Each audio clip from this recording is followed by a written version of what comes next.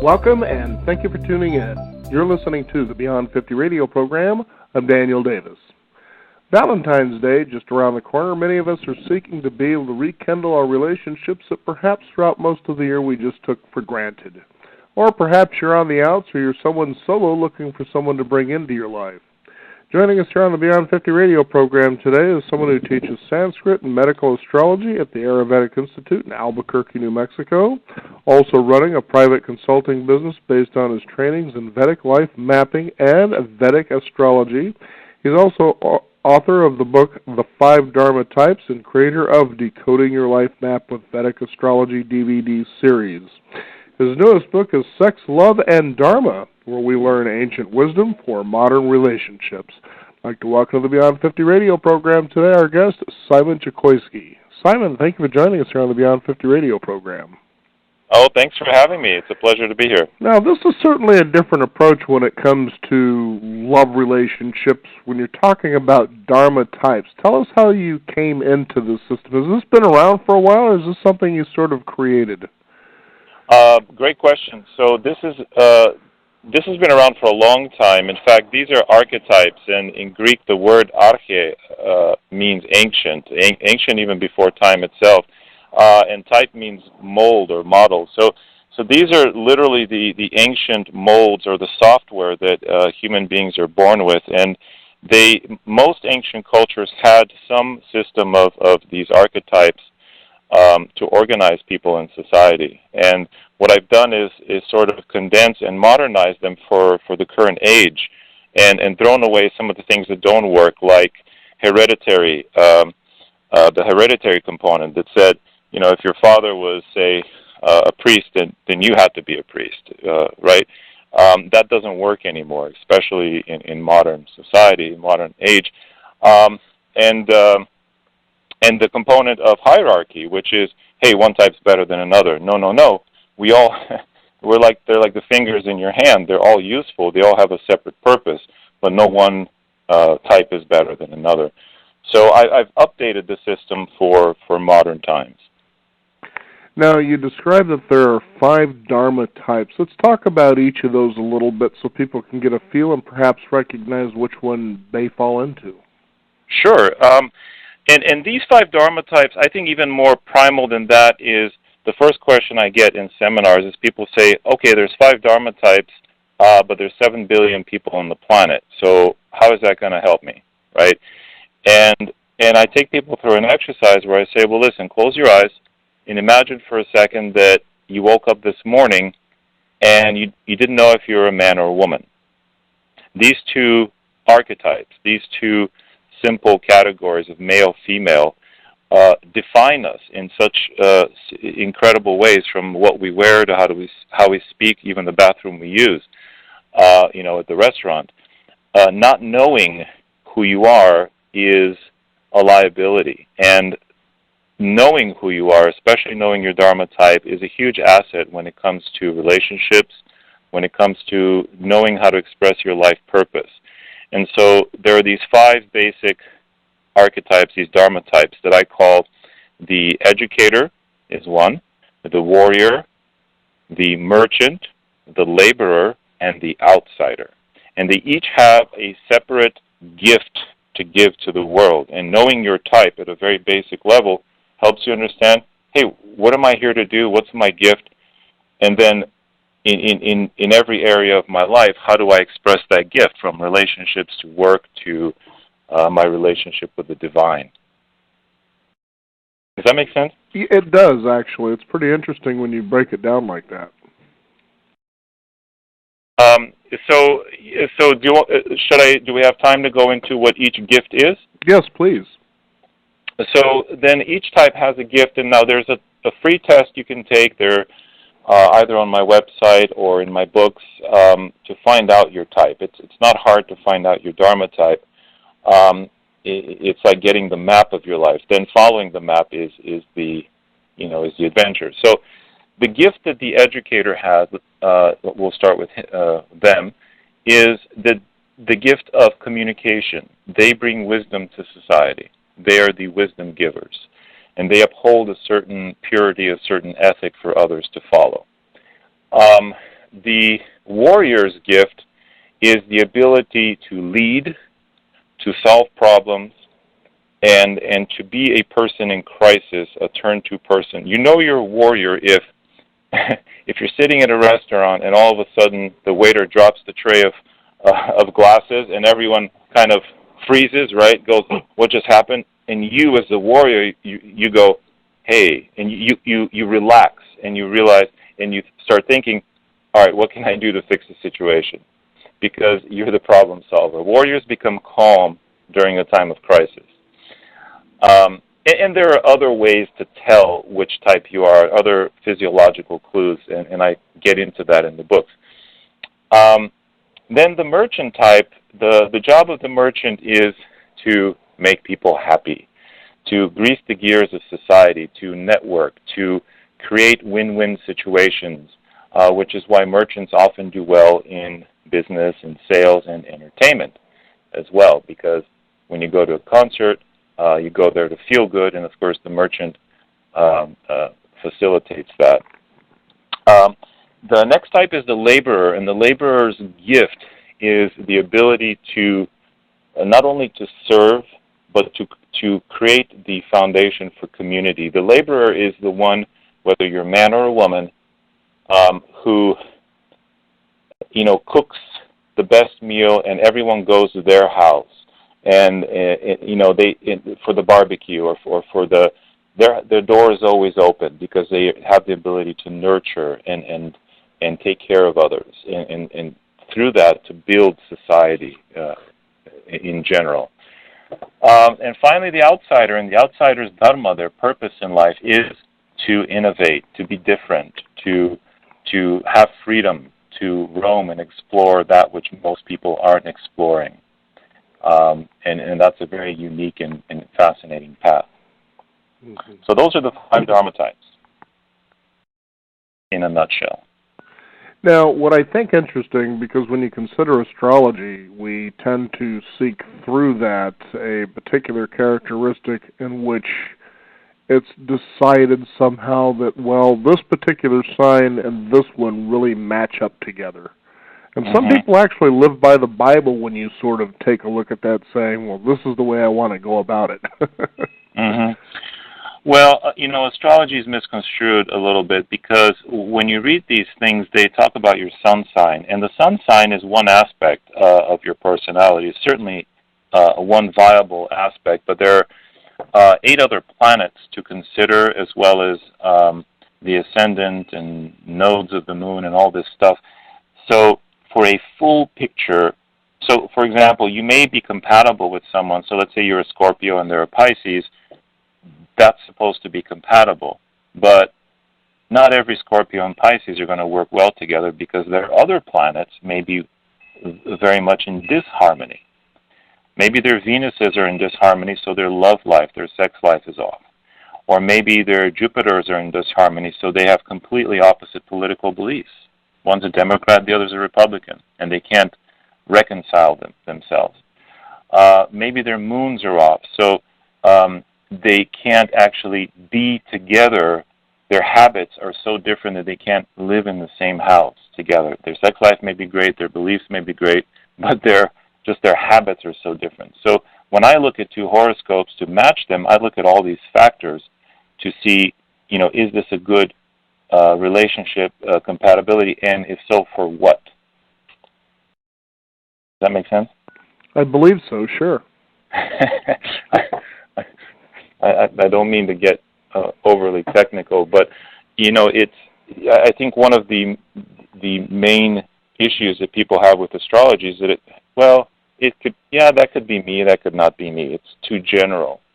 And in fact, astrology can be extremely specific. I spent the last 2 years predicting the outcome of Super Bowls and actually games, basketball games, soccer games, and I've just written a book about it, where I used the astrological chart of the game itself to predict the outcome and to tell you exactly, even more or less, the score.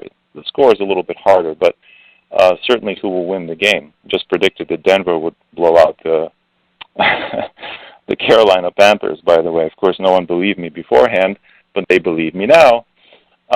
and so astrology can be very specific.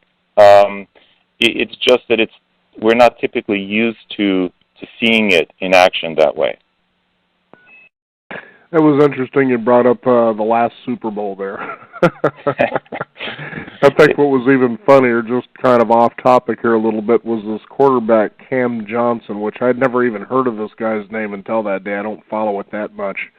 What I was surprised by was watching this guy play at this level, literally saying, "Here's the football. Does anybody on my team want it?" before they go through the line as though they're going to a square dance. And I thought, how many times is he going to do this? Well, and the thing is, the chart, when I saw it before the game, I thought they're going to have like a shadow, like a storm cloud over them, and they're not going to play like they usually play. And this Cam Newton and that team they're an exceptionally good team. They deserve to be. That's why they were the favorites, actually. And when I said no one believed me, it's because they were supposed to win, hands down. They were supposed to win the Super Bowl. But the horoscope showed another story, and it pretty much played out that way, more or less.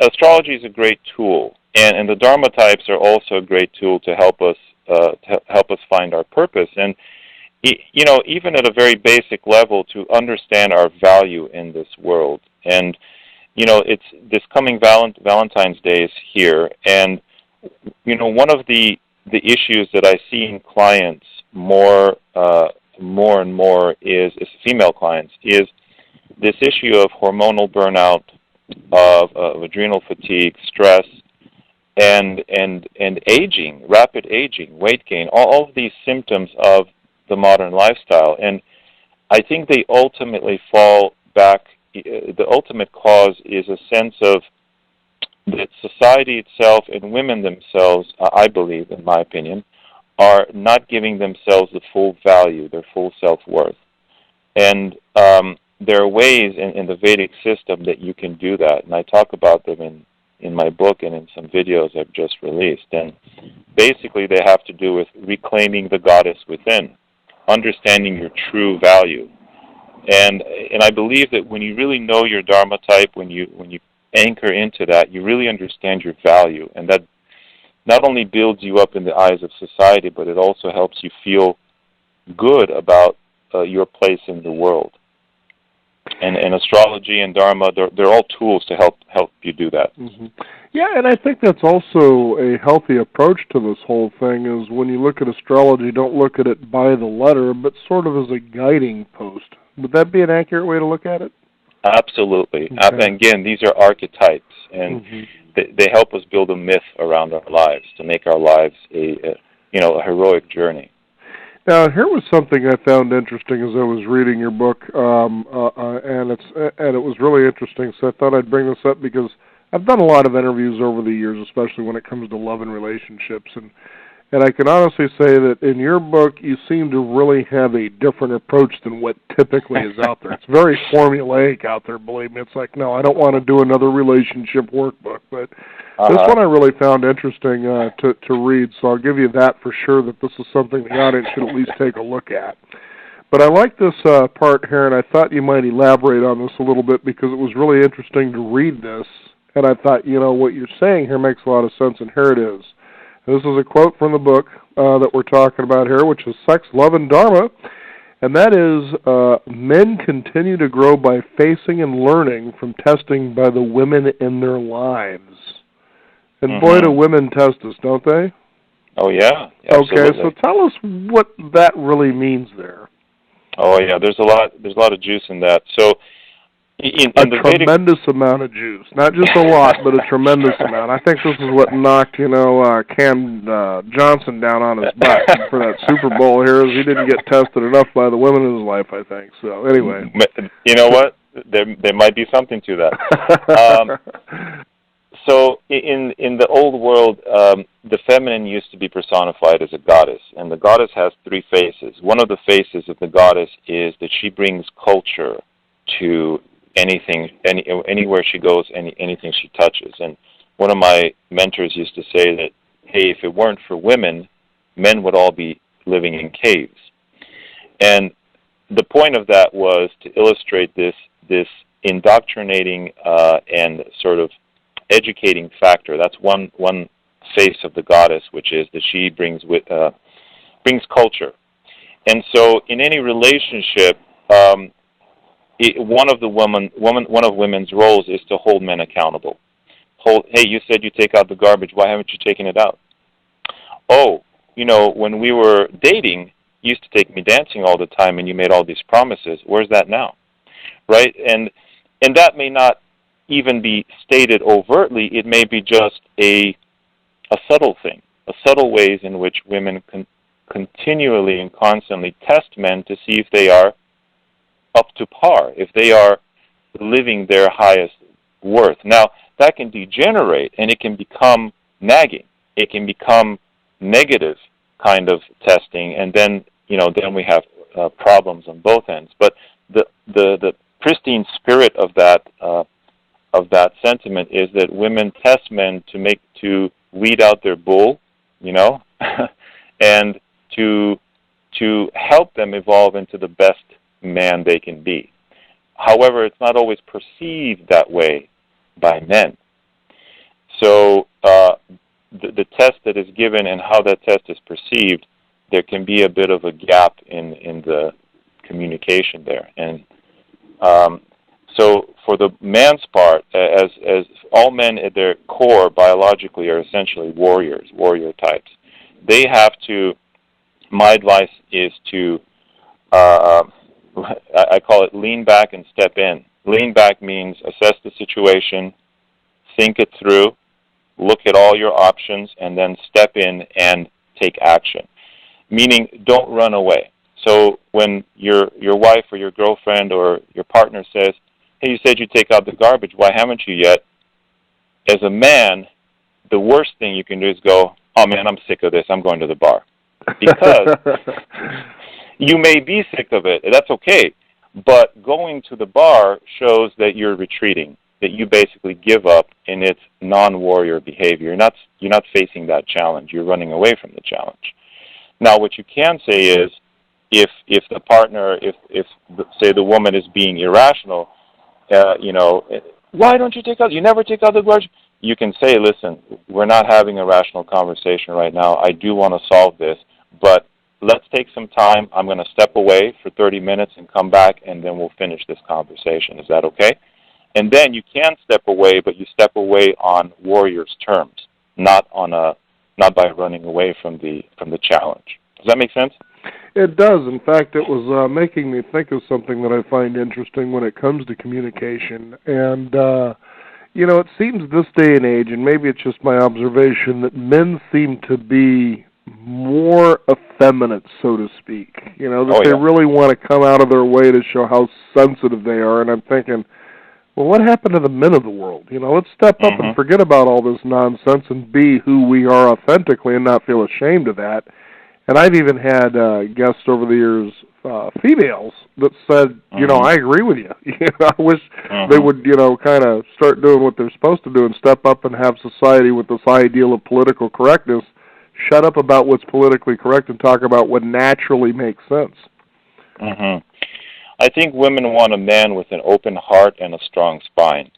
It's not either or, where you're this macho, super macho, insensitive lunk, or just a very sensitive kind of spineless person. There is a balance, and a warrior has an open heart, but they also stand their ground. So even from the very simple thing of when you're having a conversation, turn your feet as a man and face who you're speaking with. Just that simple act of turning your feet and facing your partner shows that I'm giving you my attention and I'm here for you. I'm present with you. That simple act communicates more than any words you can say, like, yeah, I'm listening. No, I've heard this a million times. No, just be quiet, turn your feet towards her or towards whoever you're speaking with, and just slightly lean back and assess the situation, and let your body give her that message that, hey, I'm here and I'm listening to what you're saying. And then you can respond. Very well said. There's no doubt about that. Now, how often do people approach this as you work with them to really say, what is the best archetype for my particular style? Mm-hmm. Well, my particular style is the archetype. So, if you're a merchant, you have a certain way of relating that is that's unique to you. So merchants relate in a specific way. They love gifts and they love to give gifts. Merchants can be bought and they like to buy. Mm-hmm. And that's cool because it works for them. If another type tries to do that, it doesn't work. If I try to buy someone's affection with chocolates or whatever, it doesn't come across the same way. Whereas warriors have a different, they sell themselves and their ability to change the world. In different Dharma types, some Dharma types are more compatible with each other than others, and that's a big topic. Like warriors and educators, for example, need each other, so they're very compatible because each has what the other needs. This is a case of opposites attract. Warriors have the discipline and the can-do attitude that educators need, and educators have the wisdom that warriors need. And so they work well together. Whereas warriors and merchants, for example, have a big problem communicating because they have essentially they speak two different languages. And this is something that I do with couples and with people that I work with, is I really help them to understand what the other partner is really saying. Because they're saying words in English, but it's like speaking different languages.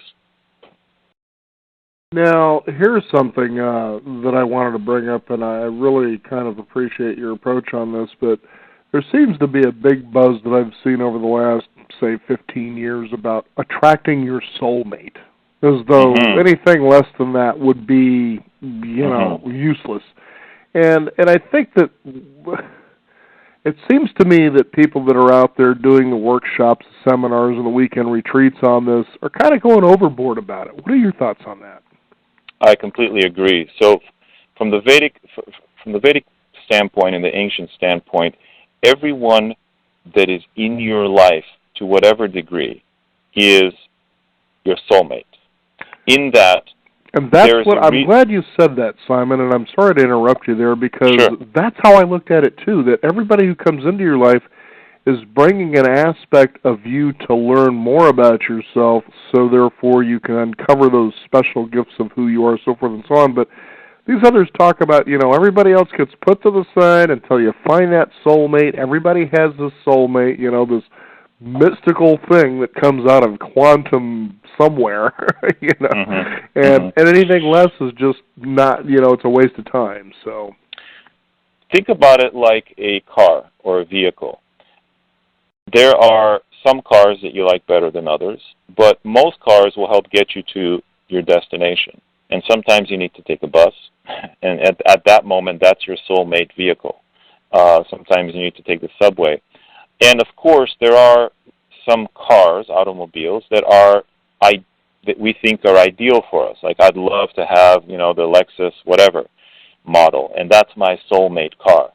But the truth is, there are other vehicles in your life that will pretty much do the same job, and that will take you to the same destination if you allow them to, if you're not above them.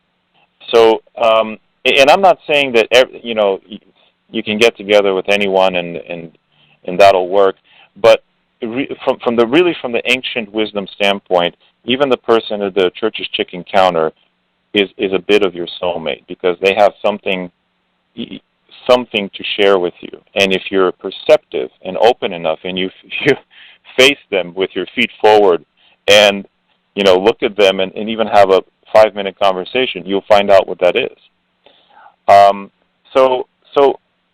I don't subscribe to the idea that there's just one person.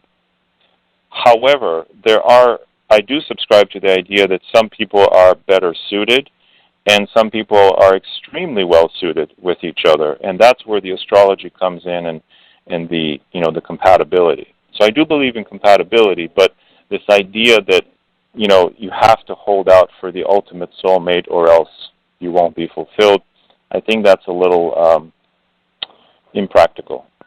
Well, it's impractical, I would think, because of the fact that you are going to come to a point where you're going to try to fit somebody into that soulmate ideal that you have for yourself, because, face it, as human beings, we're pattern-seeking creatures. We like to find things that feel and seem familiar.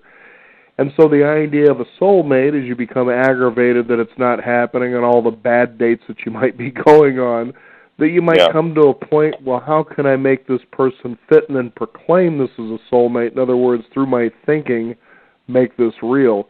That could be some troubling territory to move yourself into, I would think.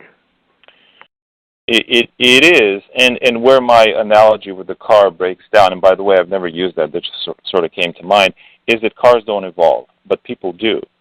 So someone who you thought may not be your soulmate may evolve and turn into that person that, maybe you start a relationship and it's a good relationship, but you're not sure, but, if it's marriage material. But over a year or two, you really grow together and and your lives improve.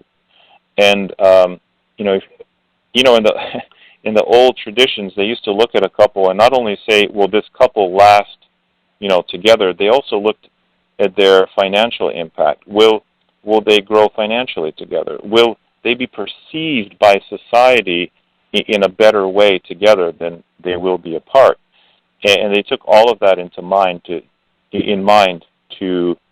before marrying a couple. And in a sense, that's what a soulmate is someone who will lift you up, both in the eyes of society, who will make you evolve, and become a better version of you. But I still don't think it's necessarily one person, although, when you've looked at enough charts like I have, you can see that it's a pretty rare thing to find a perfectly matched couple.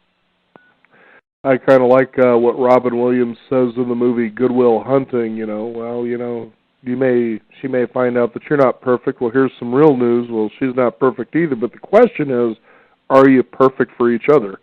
That's a nice, profound way to look at it. Yeah. The idea of perfection only in America, it seems like. Now, for the listeners out there, one thing they'll discover about this is also a workbook as well. You also talk about diet, which was really an interesting thing to see in a book, especially when you consider this seems to be one about relationships. And these are some of the highlights that I wanted to point out to the listeners, that this isn't your typical book on love and relationships. And I really appreciated the time that you took to put something like this together. Very thoughtful stuff here. Is there a website people can find out more? Because one of the cool things that I know people love to do is to take tests, which you have things like that, not only on your website, but as well as your book. It's spirittype.com, spirittype.com. And any final thoughts you'd like to leave for our listeners when it comes to Valentine's Day? Now, this is one of these things that I say, why don't you go out the day before, the day after, but never the day of? Why do you specifically take the day of when 500 million other people are going to be going out? You're going to be sitting there for 3 hours waiting for a table. Anyway.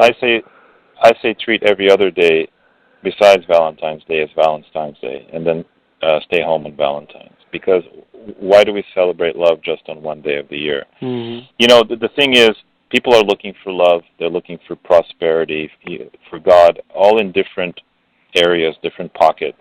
The truth is, when you live your purpose, when you live your design, your bliss, like Joseph Campbell used to say, then all of those things, love, prosperity, God, come to you. And that's my final message is, live your bliss, and your bliss will find you. I agree with that very much, Simon. Thank you so much for joining us here on the Beyond 50 radio program. On behalf of your community, Beyond 50 would like to wish all of you a happy Valentine's Day, especially when it comes to knowing that you found your bliss. And it's certainly something you can discover here in the book, Sex, Love, and Dharma, Ancient Wisdom for Modern Relationships. Simon, thank you again for joining us here on the program today. Happy Valentine's Day. Thank you. You betcha. We want to thank you, the listeners out there. You can also discover more by visiting us at beyond50radio.com. That is the number 50. You can also follow us on Twitter at Beyond50Radio as well as Facebook. I'm Daniel Davis. Thank you for tuning in. This is the Beyond 50 Radio program. On behalf of us and me and all the staff, happy Valentine's Day, and remember, live your day past halfway.